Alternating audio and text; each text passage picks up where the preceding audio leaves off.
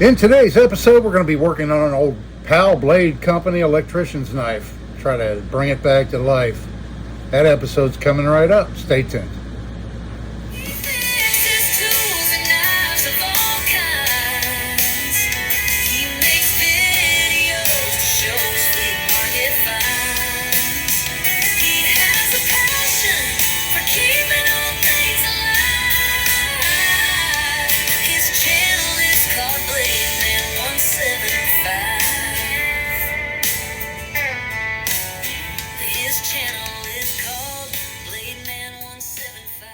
Hello everybody, thanks for coming back for another video. This is Dave, your host on fixing these old knives. Today's episode, we're going to be working on this guy right here.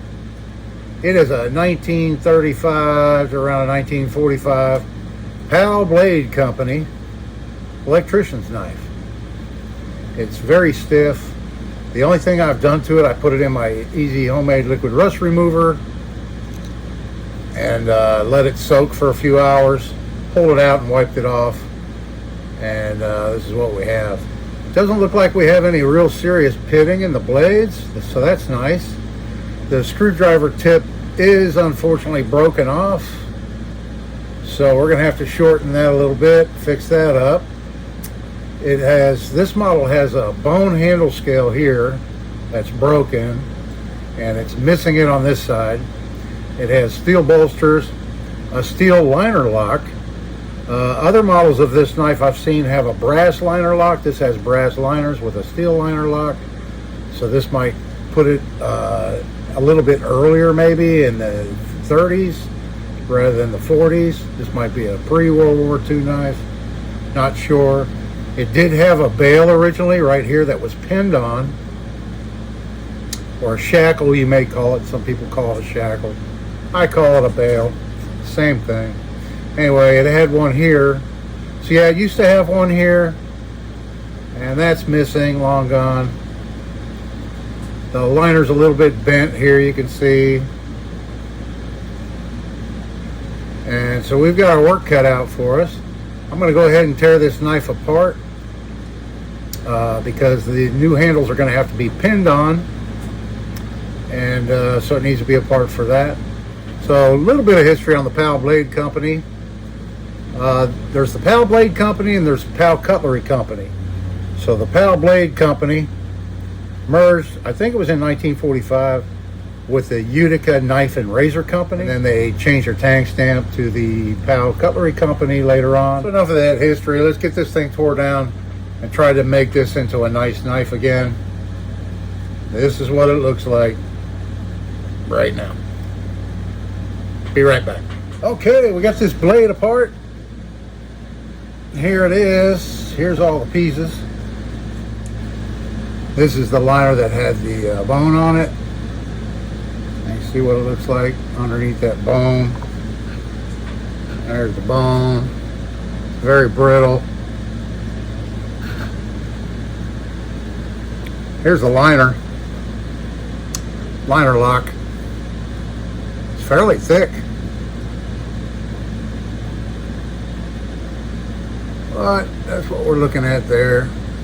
You can see where the rust remover couldn't get to it to remove the rust there.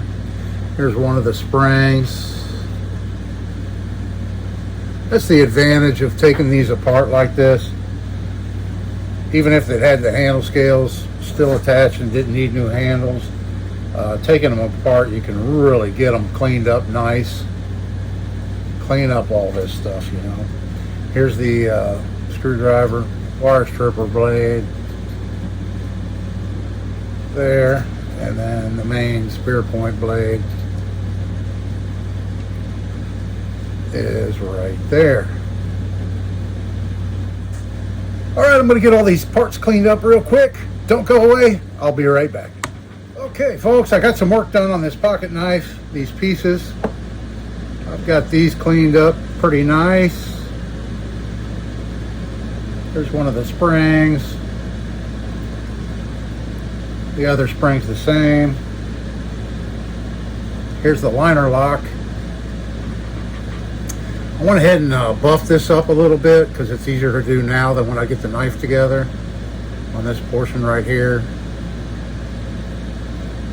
I did a little sanding and buffing on it, so I kind of shine it up a little bit. And the blades, I still have a little bit more work to do. I got a point back on this one. It was kind of blunt, and it needs some edge work, obviously. And then this screwdriver blade, I fixed that broke off part right there. And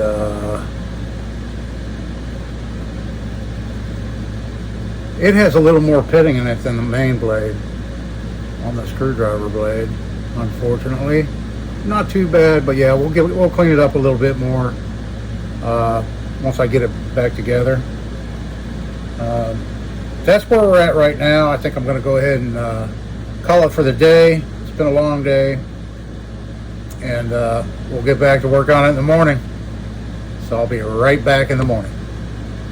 Okay, folks, we're actually halfway through the next day. It's early afternoon, and I just finished up this knife, and I've been working on a couple of other things, and I thought I'd show it to you. It's done. So out of the factory, this knife came with a bail, and it didn't have one, and that bail looked like this. So I made a bail, not like that one, but anyway, without further ado, this is what we started with.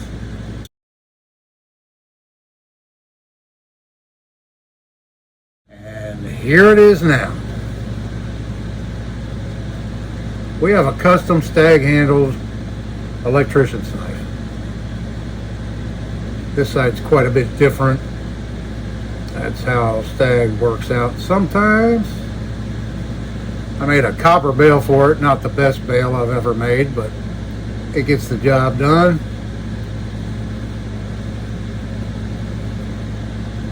And I'm pretty pleased with how it came out. There's only one little bit of an issue. This knife has nice half stops. There we can zoom in on that tang stamp so you can see that.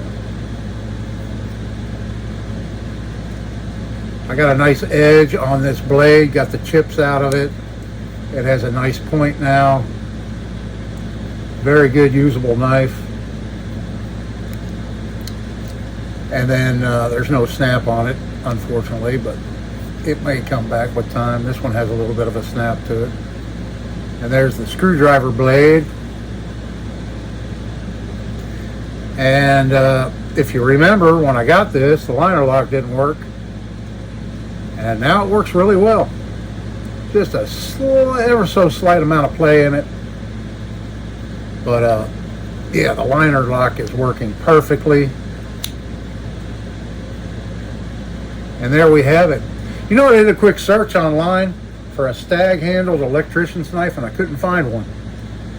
Lots of bone handled ones were made out of the factory, and wood handles and composite materials, but I could not find a picture of one staghorn handled electrician's knife. But there's one now. We have one. Yeah, I'm very pleased with how it turned out. You know, these are great work knives. You may have heard me mention before the TL29 used by the Signal Corps was the very first liner lock knife. Yeah, liner locks were actually made for the Signal Corps TL29 electrician's knife, issued in World War II.